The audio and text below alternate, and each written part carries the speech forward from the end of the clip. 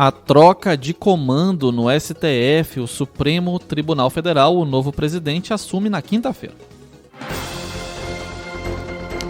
CBN Conexão Brasília, com Rômulo Pinheiro.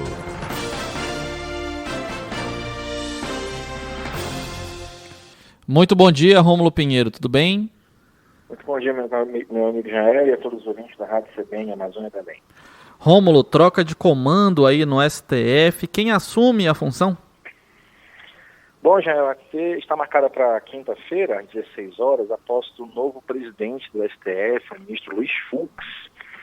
Para quem não sabe, para quem não está acompanhando muito bem, o atual presidente da Corte, o ministro Dias Toffoli, entrega o cargo na quinta-feira, e a tendência para os próximos anos, os próximos 2 anos, é de mudança radical no comando da Corte.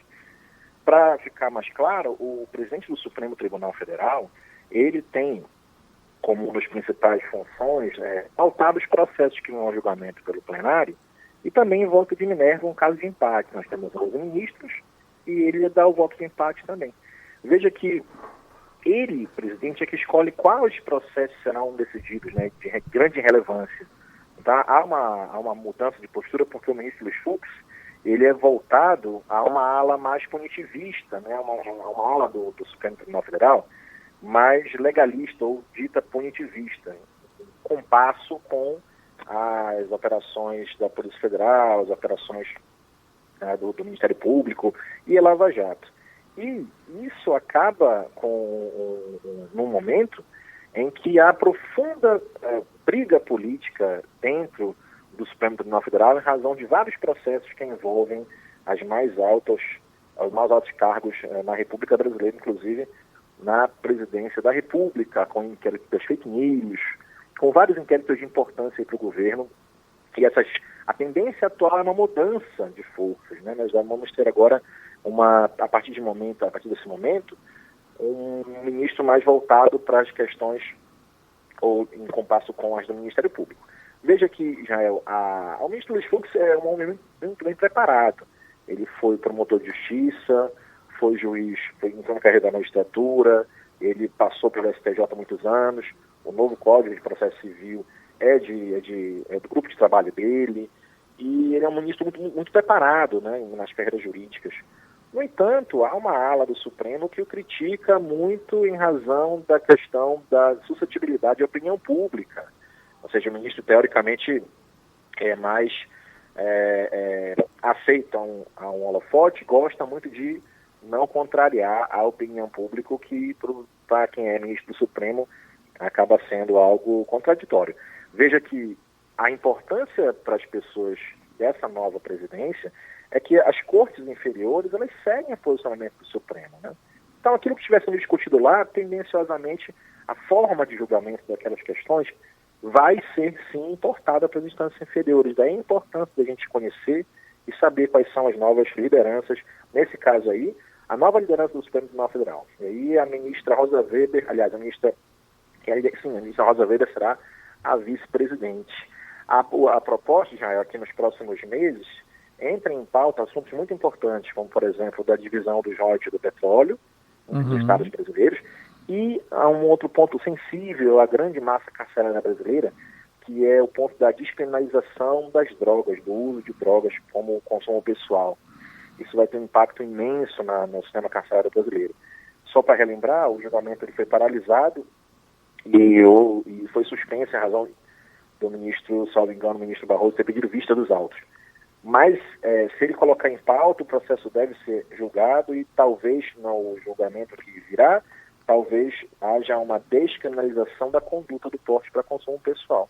Então, são pontos importantes, são pontos relevantes que mostrarão agora nos próximos meses a presença do Supremo Tribunal Federal. Agora, Rômulo, você acredita num fortalecimento da Operação Lava Jato com o ministro Luiz Fux assumindo o comando do STF, a operação que ultimamente vem sofrendo alguns reveses, e também você acha que é possível nós pautarmos novamente a discussão sobre prisão após decisão em segunda instância, ou esse é um tema que por hora está saturado? Não, já exatamente esse é o ponto importante que você levantou. com a presença do ministro Fux, há uma tendência muito forte de reabrir os debates acerca da possibilidade de prisão em segunda instância. O ministro Fux foi minoria no último julgamento, não votou a favor dessa possibilidade, e a tendência muito clara é de novamente estar em pauta esse julgamento. Veja que o ministro Fux, ele é totalmente alinhado com a campanha da Operação Lava Jato, e ele defende uma relativização desses direitos processuais do cidadão. Inclusive o ministro Luiz Fux, na esteira desse julgamento, foi aquele que suspendeu o juiz de garantias. Para quem não lembra, seria um juiz que, independente do juiz que julgasse, seria um juiz que fiscalizaria a atuação dos membros do Estado. E ele foi contra. Ele, mesmo inclusive, sendo o papel da Lava Jato, nesse caso, contra, né? Então você vê um total alinhamento com a Força-Tarefa Lava Jato, e essa é a tendência de reabrir com certeza esse debate com relação a esse tipo de julgamento. Agora, antes de terminar, Israel, eu queria mandar uma felicitação aí em Belém. Nós estamos em Brasília já há alguns anos, mas sempre acompanhando, e parabéns aí ao Paysandu Esporte Clube, o maior clube do Norte, na minha opinião, e que ganhou aí o 48º título, né? Companhia de comentários na CBN, muito feliz com o resultado. E aqui em Brasília o pessoal fez uma festa imensa pelo Paysandu também. Legal, o Rômulo Pinheiro, que é Paysandu, o Henrique Salma, que é remista, a gente tem colunistas aqui para todos os gostos. Agora, Rômulo, antes da gente terminar, a gente tem 1 minuto e um pouquinho ainda, eu queria saber de você o seguinte: você explicou que o presidente da casa tem o poder de pautar os temas, e a gente sabe também que na Câmara dos Deputados é assim, no Senado também é assim. Por exemplo, somente se o presidente da Câmara admite a abertura de um processo de impeachment, o processo pode andar na casa.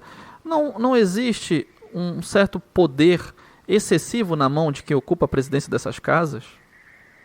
Com certeza, meu amigo. Aqui há uma discussão grande sobre isso, mas veja que é função de um órgão, na verdade, de uma pessoa só, pautar ou não os processos. E aí acaba ficando um jogo político. Você bem lembra que a ministra Carmen Lúcia, inclusive, adiou o julgamento em segunda instância durante mais de meses, em razão dos andamentos políticos, da questão política. O próprio ministro Luiz Fux segurou um processo durante 4 anos de auxílio-moradia para juízes e só liberou depois que o presidente Michel Temer aumentou o salário dos juízes. Então, sim, isso é uma discussão muito grande, muito embora ainda não haja uma solução para essa questão. Mas sim, os presidentes do Supremo, e a importância de conhecer essa função, eles têm esse poder máximo, assim como o presidente da Câmara, do Senado, e infelizmente ainda não há uma solução para esse caso. Tá certo. Rômulo Pinheiro fazendo conosco o Conexão Brasília, trazendo os bastidores do judiciário brasileiro, ele que é professor e também mestre em Direito. Muito obrigado, Rômulo, até a próxima semana. Obrigado, Jair, um abraço, galera do Tapão aí, um abraço, até mais. 11h18, primeiro intervalo do Boletim Amazônia, já voltamos. Boletim Amazônia.